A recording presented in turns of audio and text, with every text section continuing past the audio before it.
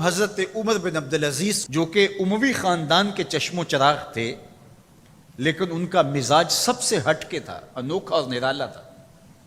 سلیمان نے ساری زندگی تخت و تاج کی بسر کرنے کے بعد سوچا کہ میں ان کو اپنا نائب بناؤں۔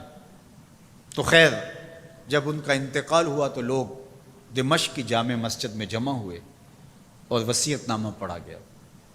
تو حضرت عمر بن عبدالعزیز کھڑے ہوئے، فرمائے لوگوں، نہ تو میری منشا تھی کہ مجھے خلیفہ بنایا جائے اور نہ مجھے اس بات کا علم تھا، یہ میری منشا اور آپ لوگوں کی مشاورت کے بغیر کیا گیا ہے، میں اس سے دستبردار ہوتا ہوں، آپ جس کو چاہیں اپنا خلیفہ مقرر کر لیں۔ تو لوگوں نے کہا آپ ہی ہمارے امیر ہیں، آپ ہی ہمارے خلیفہ ہیں۔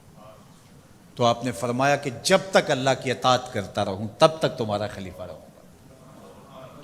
اور پھر آپ نے حکم نامہ جاری کیا کہ میری جتنی جائیداد ہے ساری بیت المال میں جمع کروائی جائے گی، اور جتنے بھی اموی شہزادے تھے ان کی جائیدادیں جو انہوں نے لوگوں کے ضبط کی ہوئی تھی سب کو بھگ کے سرکار ضبط کرنے کا حکم نامہ جاری کیا۔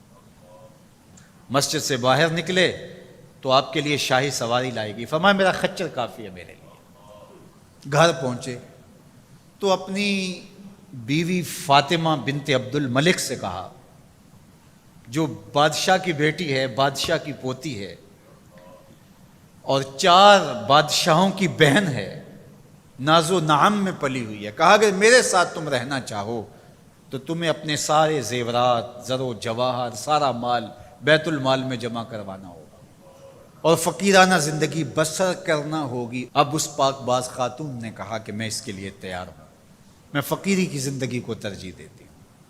اب حضرت عمر رضی اللہ تعالیٰ عنہ نے صرف 2 سال 5 ماہ اور کچھ دن حکومت کی، اور 3 بر اعظموں پر سلطنت اسلامیہ پھیلی ہوئی تھی، اور آپ روتے تھے کہ ان لوگوں کا حق بھی میرے اوپر بلا مطالبہ ہے جو دنیا کے کسی بھی خطے کے اوپر اس سلطنت کی حدود میں بستے ہیں۔ عید کا موقع آیا، عیدگاہ میں جب لوگ ایک دوسرے کو مل رہے تھے تو امیر المومنین کے بیٹوں کے کپڑے خستہ تھے، پرانے تھے، پیوند لگے ہوئے تھے۔ تو آپ نے اپنے بیٹوں سے کہا کہ تمہیں شرم تو آ رہی ہوگی کہ امیر المومنین کے بیٹے ہو کے تمہیں ڈھنگ کا لباس بھی دستیاب نہیں ہے۔ تو آپ کا ایک بیٹا عبد الملک بن عمر بن عبدالعزیز جو آپ کی زندگی میں انتقال کر گیا تھا، اس نے کہا ہمیں اس بات پہ فخر ہے کہ ہمارے باپ نے خیانت نہیں کی ہے، ہمارا باپ دیانتدار ہے۔ جب گھر آتے ہیں تو آپ کی بیٹیاں آپ کو عید مبارک کہتی ہیں، آپ سے ملتی ہیں، لیکن منہ پہ کپڑا دھرا ہوا ہے۔ تو حضرت عمر رضی اللہ تعالیٰ عنہ عمر بن عبدالعزیز بولتے ہیں کہ بیٹی آپ نے چہرے کے اوپر کپڑا کیوں رکھا ہوا ہے؟ تو وہ کہتی ہے ہم نے کچے پیاز سے آج کھانا کھایا ہے، تو اس لیے ہم نے کپڑا رکھا ہے کہ آپ اس کی سمیل محسوس نہ کریں۔ تو حضرت عمر بن عبدالعزیز رو پڑتے ہیں اور فرماتے ہیں کہ کس باپ کا جی نہیں چاہتا کہ میری اولاد آسودہ ہو، لیکن میں آخرت سے ڈرتا ہوں۔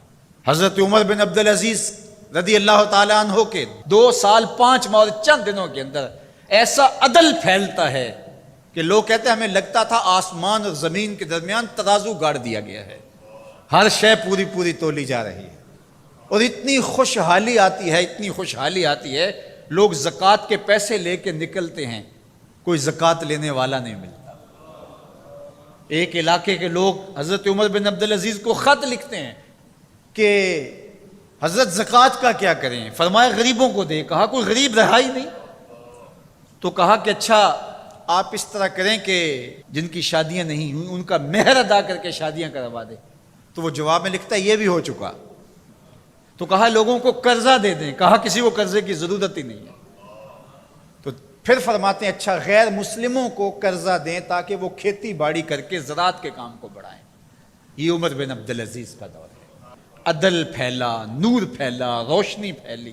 شہزادگی کی زندگی سے ایک دم اپنے آپ کو ایک چھوٹے سے کٹیا کے اندر محدود کر لیا۔ اللہ اکبر۔ حضرت عمر بن عبدالعزیز رضی اللہ تعالی عنہ مسلمانوں کے نامور خلیفہ ہے، اور ان کو ان کے عدل، ان کے انصاف، ان کی سادگی اور ان کی زندگی کے اس خوبصورت طرز کی وجہ سے عمر ثانی کہا